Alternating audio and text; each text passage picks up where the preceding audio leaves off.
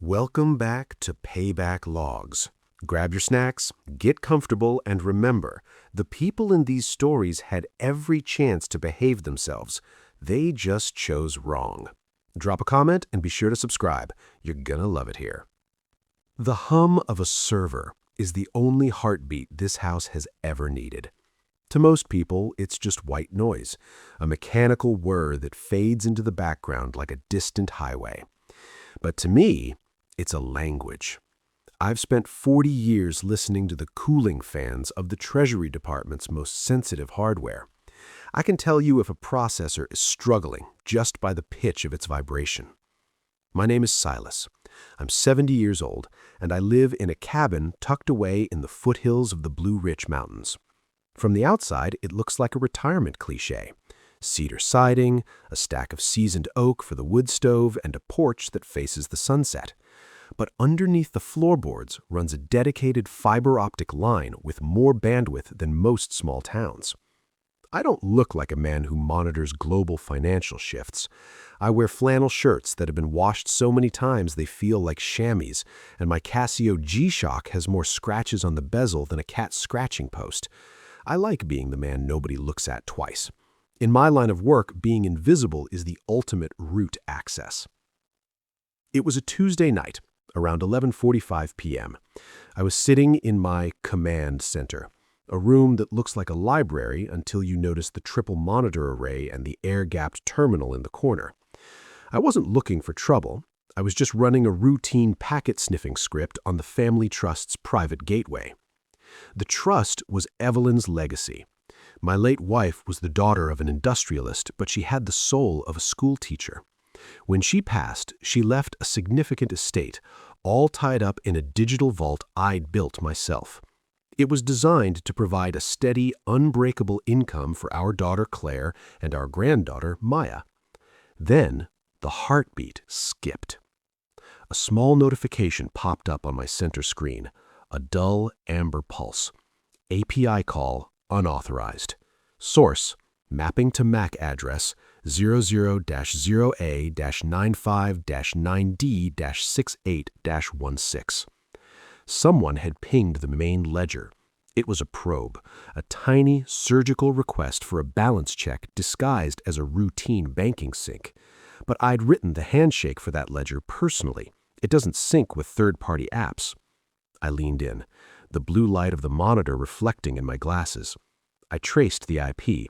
It was coming from a local residential node, 3 miles away, my daughter's house. The front door of my cabin creaked open. I didn't jump. I'd seen the headlights of the Audi pulling up the gravel drive 5 minutes ago. Julian, my son-in-law, walked in without knocking. He was 44, dressed in a tech bro uniform, a $1,000 puffer vest, and a pair of sneakers that looked like they belonged on a moon landing. He was checking his wrist, not for the time, but to admire the Patek Philippe Nautilus glinting under the porch light. That watch costs $85,000. Julian is a mid-level marketing consultant for a firm that hasn't posted a profit in 3 years. "Silas, still down here in the Bat Cave?" Julian shouted. He smelled of expensive bourbon and a confidence he hadn't earned. "Sun's down, Julian. Not much else to do," I said, hitting a hotkey to minimize the IP log. Julian leaned against the doorframe, tapping his watch against the wood. "Listen, I was looking at the quarterly reports for Claire's trust. I think there's a glitch in your system, Pop. It's showing a dip. Market volatility, I'm sure, but these old servers, they can get buggy. Maybe it's time we moved the digital assets to a professional management platform. I've got a guy in crypto arbitrage who's seeing 30% returns." 30%? I repeated, my voice flat. "That's a high number for a quiet market." "The world is moving fast, Silas," Julian said, stepping into the room and looking at my monitors with a condescending smirk. "You spent your life hunting hackers with dial-up modems. Today, it's all about decentralized finance. You're playing checkers while the rest of us are on the blockchain." I looked at him. I looked at the way he couldn't keep his hands still. He was vibrating with a specific kind of energy, the high-stakes panic of a man who has bet more than he can afford to lose. I'll look into the dip, Julian. Maybe it's just a packet loss. Do that. Or better yet, just give me the admin keys. I'll clean up the back end for you. Save your eyes the strain. He stayed for another 10 minutes, talking about his crypto tips and a big condo play he was finalizing. He didn't mention Claire. He didn't mention Maya. He talked about liquidity and exit strategies as if he were a titan of industry instead of a man living in a house I'd paid the down payment on. When he finally left, the silence of the cabin felt heavy. I didn't go to bed. I reopened the log. I ran a reverse DNS lookup on the MAC address I'd captured. It wasn't the house computer. It was Julian's personal laptop, the one he'd been using while sitting on Claire's sofa. He hadn't just checked the balance. He'd attempted a salt and pepper attack. It's a technique where you skim tiny, infinitesimal amounts of currency, fractions of a cent, across thousands of transactions to see if the security triggers. It's what people do when they're testing the perimeter before a full-scale breach. I pulled up the trust's subledger, the one Julian thought I couldn't track because it was off-chain. There it was, a deficit of $400,000. It hadn't been lost in a market dip. It had been moved through a tumbler, a service used to wash digital currency by mixing it with thousands of other transactions until the trail goes cold. But Julian made a fundamental error. He assumed that the trail was mixed, it was deleted. He didn't know that I helped write the heuristics the Treasury uses to demix those very tumblers. He didn't know that to a cyber forensics specialist, a tumbler is just a puzzle with a predictable algorithm. I felt a cold, familiar stone settle in my stomach. This wasn't just a bad investment, this was embezzlement. He was robbing his own wife and daughter to fund a life he couldn't afford. I looked at the empty seat beside me where Evelyn used to sit, reading her books while I hunted digital ghosts. "He thinks the trail is cold, Evie," I whispered to the shadows. "He thinks he's playing in a world I don't understand." I reached for my keyboard. My fingers felt light, the muscle memory of 30 years at the big board returning in a heartbeat. Julian wanted to play on the blockchain, while I was about to show him that the block has a memory that never fades, and the chain is exactly what I was going to wrap around his neck. The first crack had appeared in the family trust, and I was going to make sure when it shattered, Julian was the only one caught in the debris. The following Sunday, Julian arrived for our traditional family brunch, but he brought a briefcase and a look of practiced concern. He didn't come to eat, he came to manage. My daughter, Claire, was in the kitchen, distracted by the chaos of a 6-year-old Maya trying to flip pancakes. Julian, meanwhile, cornered me in the study, spreading out a series of glossy, printed reports that looked more like marketing brochures than financial statements. "Silas, we need to talk about your cognitive overhead," Julian began, sliding a chair across from mine. He used the term with a casual cruelty, as if my age were a software bug that needed patching. "I looked at the logs you mentioned. It's worse than I thought. Your local server is leaking packets like a sieve. That $400,000 dip Claire mentioned, it's not a market fluctuation. It's a technical failure. You're losing data because you're clinging to legacy hardware." I looked at the report. It was filled with impressive-looking red arrows and bold text highlighting words like latency, packet collision, and storage degradation.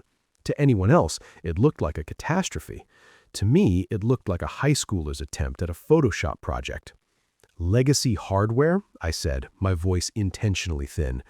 "I thought the encryption was solid, Julian. I spent a long time on those salts." "Encryption doesn't matter if the drive is failing, Silas," he said, leaning in, his voice dropping to a conspiratorial whisper. "Claire is worried. She sees you spending all night down here staring at monitors and she thinks you're losing the thread. She asked me to step in. She doesn't want to hurt your feelings, but she needs the trust to be in the hands of someone who understands the modern cloud." I watched him. His pupils were slightly dilated, adrenaline. He was lying through his teeth, trying to use my daughter's love as a weapon to force me to hand over the admin keys. It was a classic social engineering attack. Create a sense of urgency, isolate the target, and offer a false solution.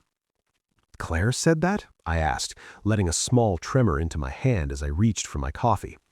She's scared, Pop. Scared that you'll click the wrong link and vanish the whole estate into the ether. Look, I've already set up a mirror account on a secure DeFi platform. All I need is your primary seed phrase and the 2FA bypass code.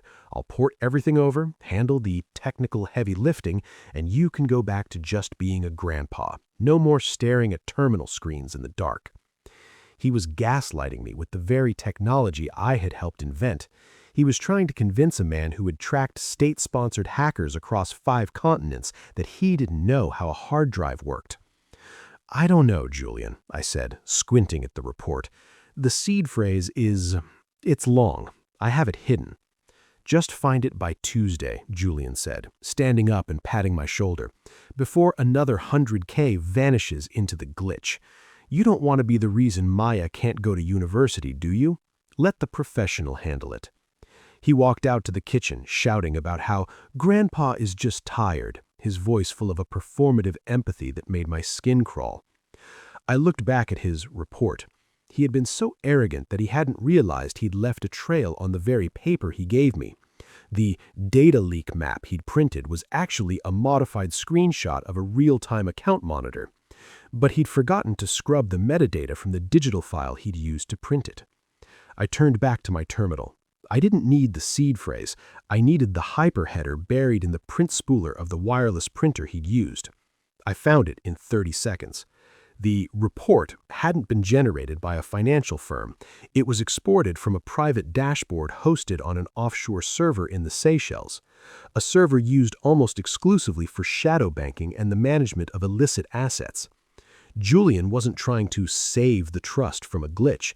He was trying to gain the keys to the vault so he could finalize the transfer of the remaining $3 million into his own cold wallet before I noticed the first $400,000 was missing. He thought he was the professional. He thought I was a legacy user waiting to be phased out. I felt the old hunter's chill settle over me. In the Treasury, we called this the confidence phase. The suspect thinks the mark is sold, they get sloppy, they start spending the money in their head before they've even finished the heist. I didn't argue, I didn't defend my hardware. I just nodded when he left, promised to look for the paper with the words on it, and watched his Audi disappear down the driveway. He wanted the admin keys. He wanted the professional to take over. Well, he was about to get a masterclass in cyber forensics. I was going to give him a key, all right.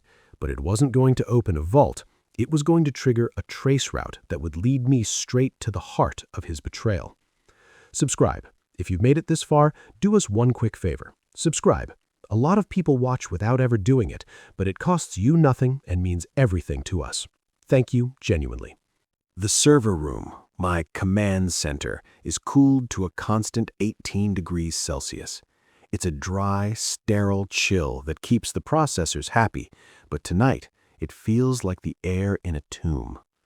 I sat back in my Herman Miller chair, the mesh supporting a back that had spent too many decades hunched over green phosphor screens. I pulled a small, physical object from my desk drawer, a silver locket. Inside wasn't a digital chip, but a photograph of Evelyn. She was standing in the garden of our old house in D.C., her hands covered in soil, a smudge of dirt on her nose, and a smile that could bypass any firewall I'd ever built. I remembered the summer of '98. I was working at the Treasury, part of a ghost team tasked with tracking the first wave of digital money laundering coming out of Eastern Europe. I spent 18 hours a day in a windowless basement staring at scrolling hex code, trying to find the shiver in the data that signaled a hidden transfer. I'd come home at 3 a.m., my eyes bloodshot, my brain still vibrating with the rhythm of the network. Evelyn would be waiting with a cup of chamomile tea and a plate of toast.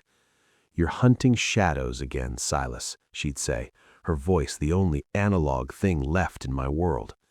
"They aren't shadows, Evie. They're digital footprints. Every time someone moves a dollar, they leave a scar on the world. I'm just the one who maps the scars."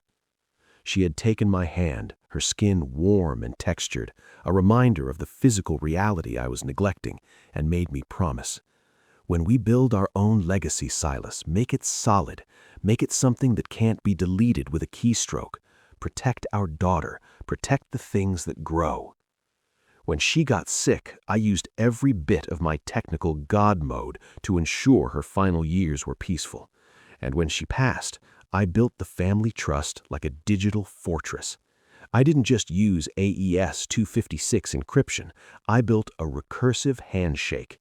To access the core funds, you didn't just need a password, you needed a specific physical hardware token, a custom-built USB drive I'd machined myself, hidden in the one place no tech bro like Julian would ever look, inside an old broken rotary phone in the attic.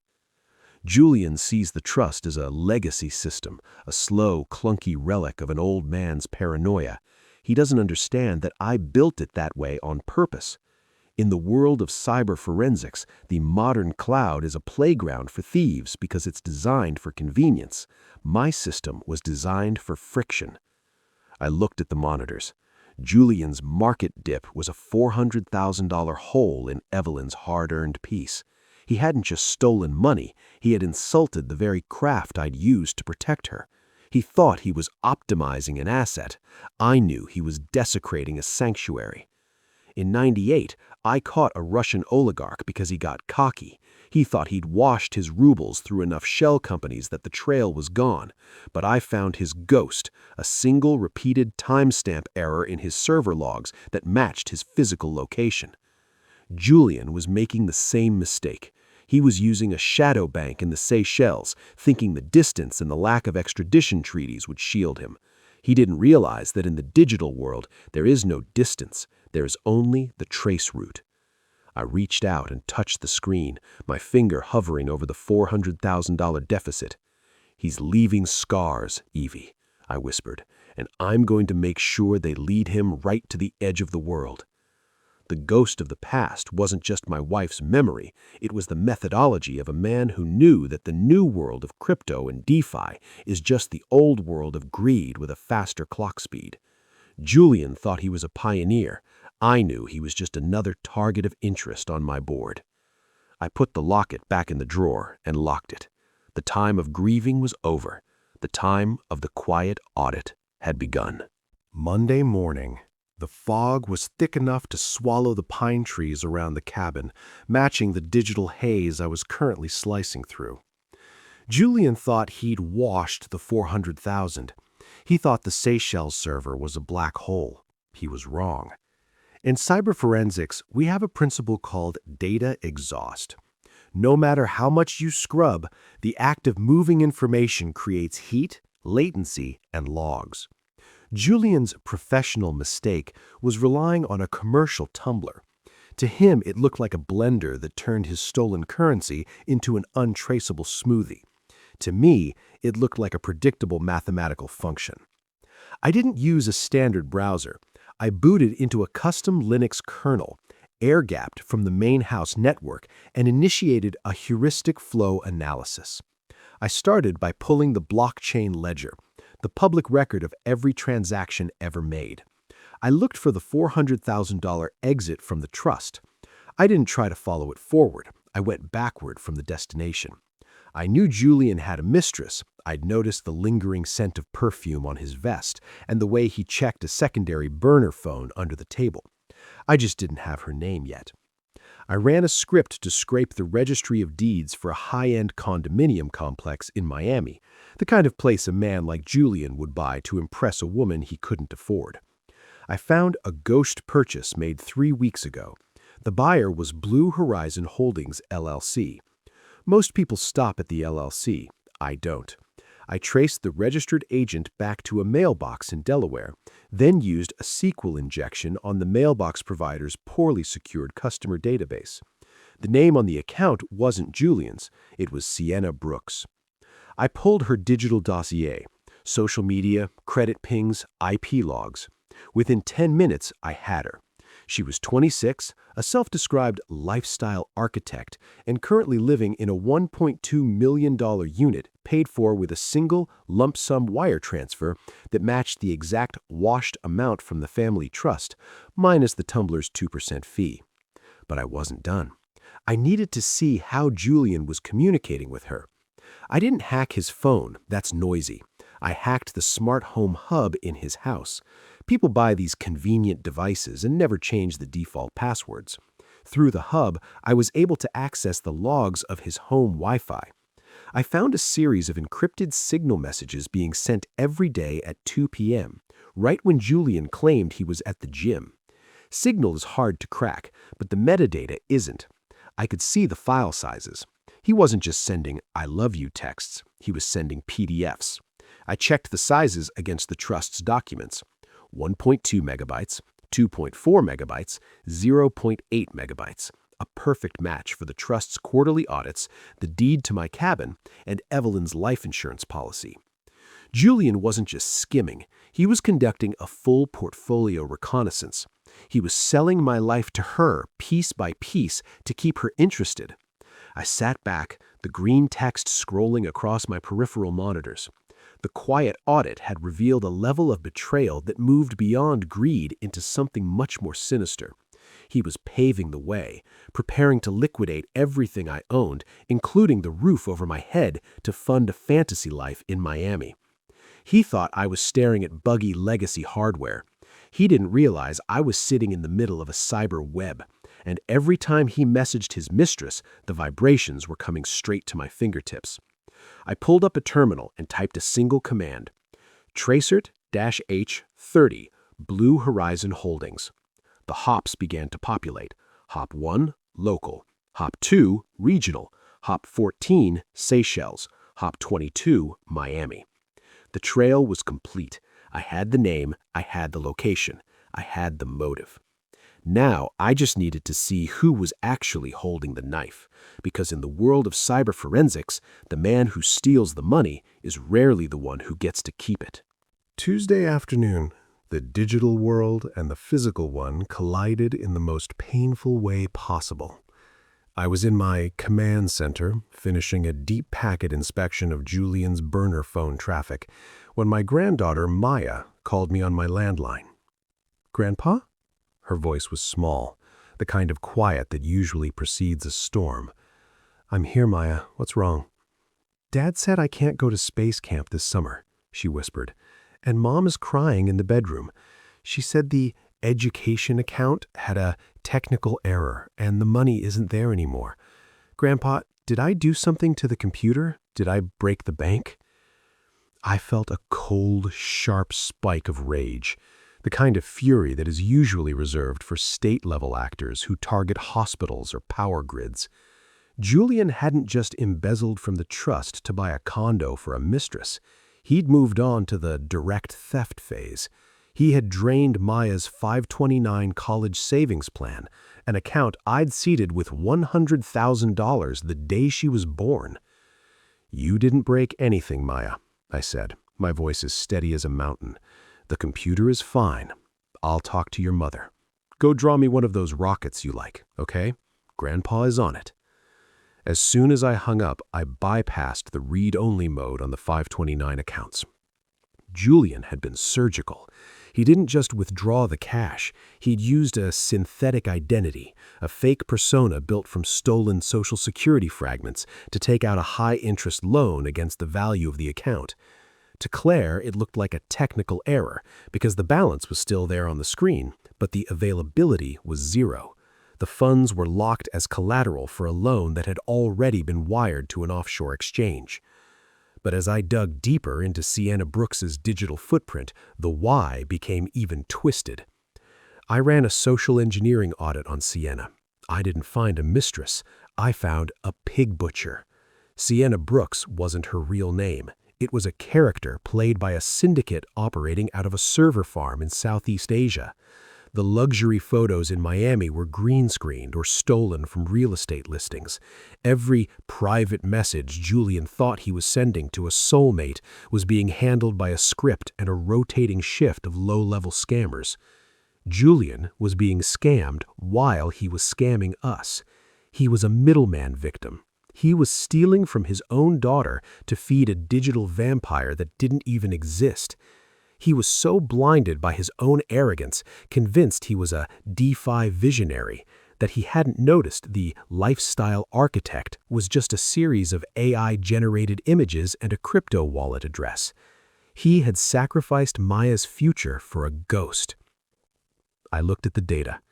Julian had already sent Sienna over $600,000 in total. He was leveraged to the point of no return.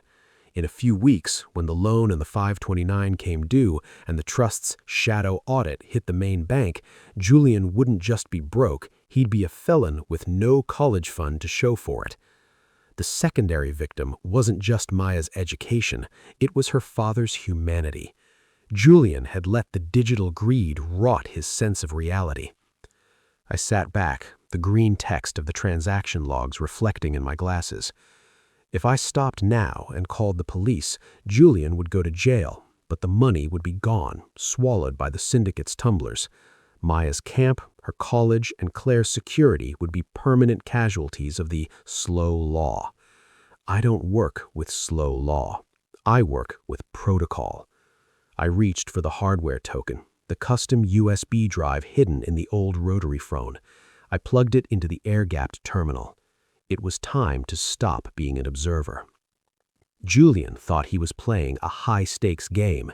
He didn't realize he was playing against the man who helped build the board. He wanted to optimize the family assets. Fine. I was going to give him one last opportunity to invest. I was going to build him a honeypot. If you've been listening for a while and want stories like this to keep coming, it really helps if you hit that like button and subscribe. 97% of people never do, but it's what keeps this whole thing running. Thank you, for real. The digital world is built on trust, not the emotional kind, but the handshake kind. Systems trust that a user is who they say they are because they possess the right keys. Julian thought he was the only one in the family with the master key to the modern world. He didn't realize that I didn't just have a key, I'd owned the locks. I spent Tuesday night constructing the honeypot. In cyber forensics, a honeypot is a decoy system designed to look like a high-value target. It's a digital mirage that lures in a predator so you can capture their methodology, their IP, and, in this case, their remaining liquidity. I didn't hide it. I made it look like a leaked admin directory within the family trust server. I titled the folder Offshore Reserve Bond Reconciliation 2026. To a man like Julian, who was currently being squeezed by a pig butcher syndicate for more cash, this looked like a life raft. I seeded the folder with $500,000 in ghost currency, digital assets that looked real on a dashboard but were actually marked bills. Every coin in that folder was embedded with a beacon script. The moment they were moved to an external wallet, they would ping my server with the recipient's true location, bypassing any VPN or Tumbler. I waited. I didn't have to wait long. At 3:14 a.m., the heartbeat notification on my secondary monitor went from green to a frantic flashing red. Alert. Unauthorized data exfiltration in progress. Target. Offshore reserve bond. Julian was biting. He was biting hard. Through my God mode terminal, I watched his cursor dance across the screen in real time. I could see his hesitation, then his greed winning out. He initiated a bulk transfer of the $500,000 ghost funds. But I'd added a secondary payload. Along with the currency, Julian unknowingly downloaded a Reverse-Shell Trojan. This is a piece of software that essentially calls home, giving me total invisible control over the device that downloaded it. Since he was using his professional laptop, the one linked to all his personal accounts, his mistress's signal chats, and his crypto exchange, I now owned his entire digital existence. I watched the ghost currency travel. As I suspected, Julian didn't keep it. Within minutes, he forwarded the entire $500,000 to Sienna Brooks. He was trying to re-up his investment to please his digital ghost. The beacon script fired. The map on my center monitor zoomed in. It bypassed the Seychelles. It bypassed the Miami proxy. It crossed the Pacific and landed squarely on a high-rise office building in Phnom Penh, Cambodia. "Got you," I whispered. But the trap had a final legal layer. By moving those offshore reserve bonds, Julian had technically engaged in the unauthorized transfer of Tier 1 financial instruments. Because I had legacy credentials at the Treasury, I had pre-notified the Office of Foreign Assets Control that a suspicious test transfer was coming. Julian hadn't just stolen from me, he had triggered a Section 311 primary money laundering alert. To the feds, Julian didn't look like a son-in-law making a mistake. He looked like a domestic node for an international cybercrime syndicate. I sat back, the blue light of the terminal casting long shadows against the cabin walls. The invisible trap was fully deployed. Julian had the money, or so he thought.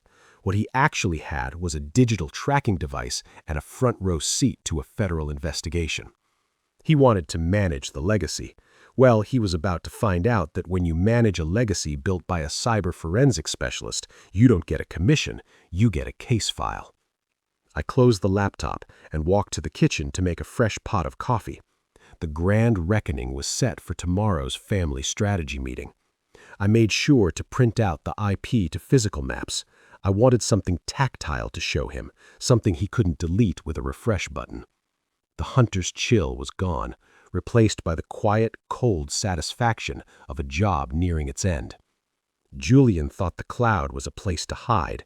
He was about to find out it's actually a place where you can be seen from everywhere at once. The family strategy meeting was Julian's idea.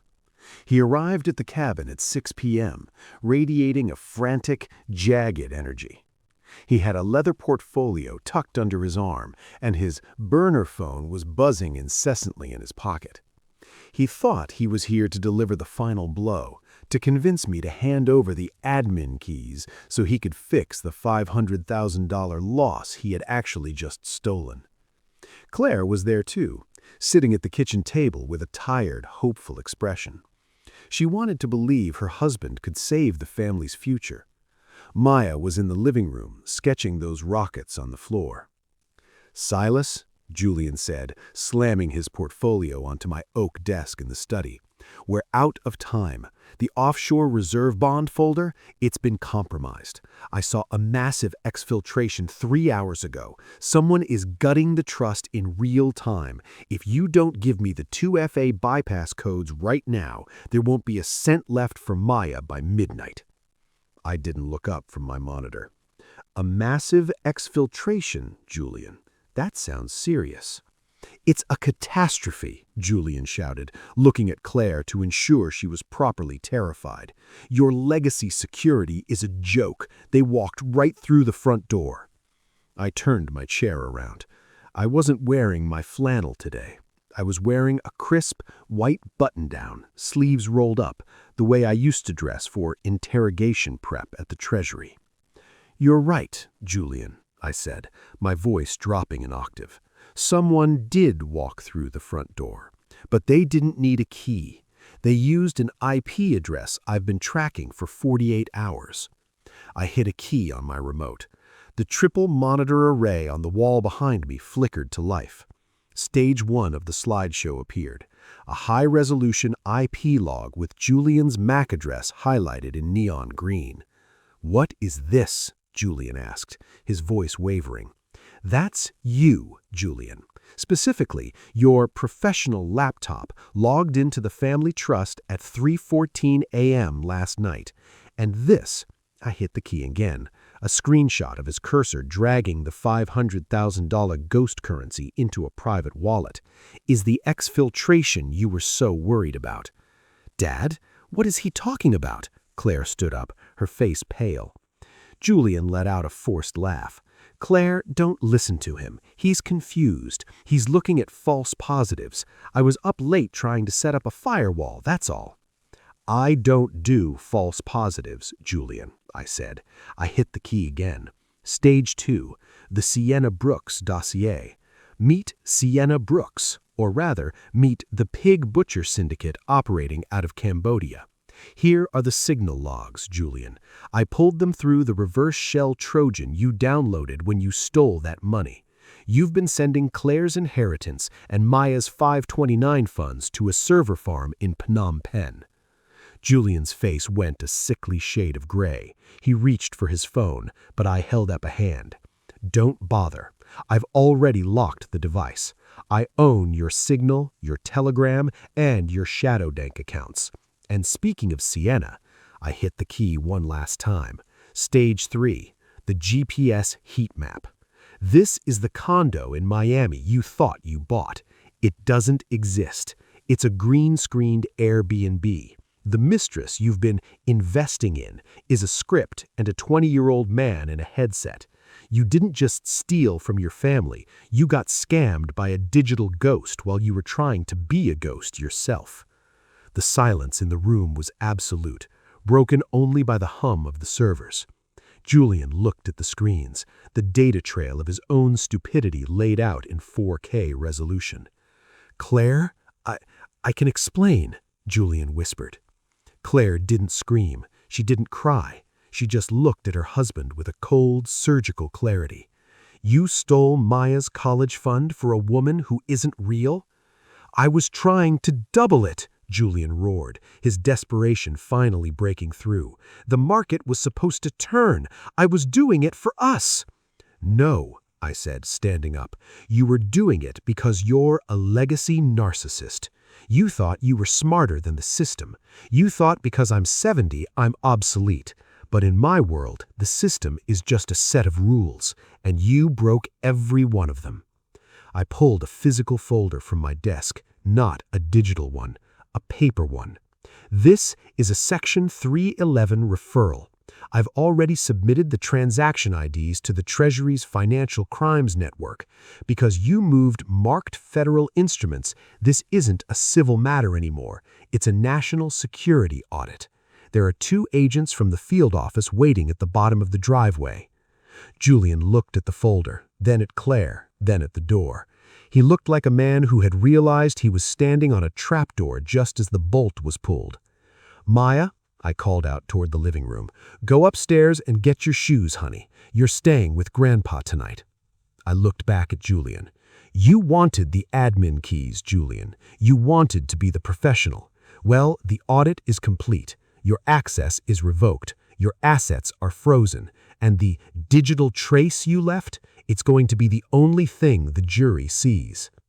As the blue and red lights of the Treasury cruisers began to reflect off the cabin windows, Julian collapsed into the chair. He looked small. He looked analog. The grand reckoning wasn't about the money. It was about the data. And the data never lies. The cabin has returned to its natural state, a sanctuary of controlled temperature and humming electronics. The red and blue lights that danced against the cedar siding are gone now, replaced by the steady, cold silver of a mountain moon. Julian's professional life vanished faster than a temporary file. He's currently being held without bail, caught in the gears of a federal system that doesn't have much sympathy for DeFi pioneers who trigger international money laundering alerts. The Sienna Brooks syndicate in Cambodia has already shuttered that specific server node, but the Treasury has the transaction IDs they need to claw back a portion of the funds through international cooperation. Maya is asleep in the guest room. She's going to space camp. I made sure of that. I redirected the ghost currency from the honeypot back into a locked dual-signature trust before the feds could freeze it as evidence. It was a technical correction, a final bit of God mode to ensure the only innocent person in this story didn't pay the price for a father's vanity. Claire is staying in the loft. She spent the evening sitting on the porch, staring at the trees. We don't talk about Julian's market dips anymore. We talk about the garden she wants to plant next spring. Analog things. Things that need dirt and water, not electricity. I'm back in my chair. The triple monitor array is back to its standard monitoring scripts, but I've added a new one, a permanent watchdog on the family's digital footprint. I reached into the desk drawer and pulled out the silver locket. I didn't open it this time. I just held it in my palm, feeling the weight. Final log entry, Family Trust Audit, 04-2026. Status, integrity verified, threat mitigated. Observation, The cloud is a convenient myth. There is no such thing as a digital ghost. There are only people who forget that the earth remembers every step. The legacy is secure. Julian thought he was an innovator. He thought he could outrun his own shadow because he moved at the speed of light. He forgot that the faster you move, the more friction you create, and friction always leaves a burn. I've spent my life hunting the people who think they're invisible. I've learned that the most dangerous man in the room isn't the one with the loudest voice or the fastest computer. It's the one who knows how to listen to the silence between the packets. The pig butchers got their cut of Julian, but they didn't get the trust. The ghost didn't get the cabin, and the legacy narcissist found out that in the end, the only exit strategy he had was the one I mapped out for him. I hit the command to put the monitors into sleep mode. The blue glow faded, leaving only the tiny rhythmic blinking of the server rack, the heartbeat of a house that finally belongs to itself again. The audit is over. The trail is cold. And for the first time in a long time, the shadows are just shadows. Thank you for watching the final log of this cyber forensics deep dive. If you've ever seen someone try to use a little bit of new tech to hide an old-fashioned lie, you know exactly how Silas felt. Drop a comment below with your thoughts. Do you think Julian got what he deserved? Don't forget to hit that like button and subscribe to Payback Logs. Your support is the root access that keeps this channel running. Stay safe, stay vigilant, and always remember, your data is your legacy. Protect it. This has been Payback Logs. Goodbye for now.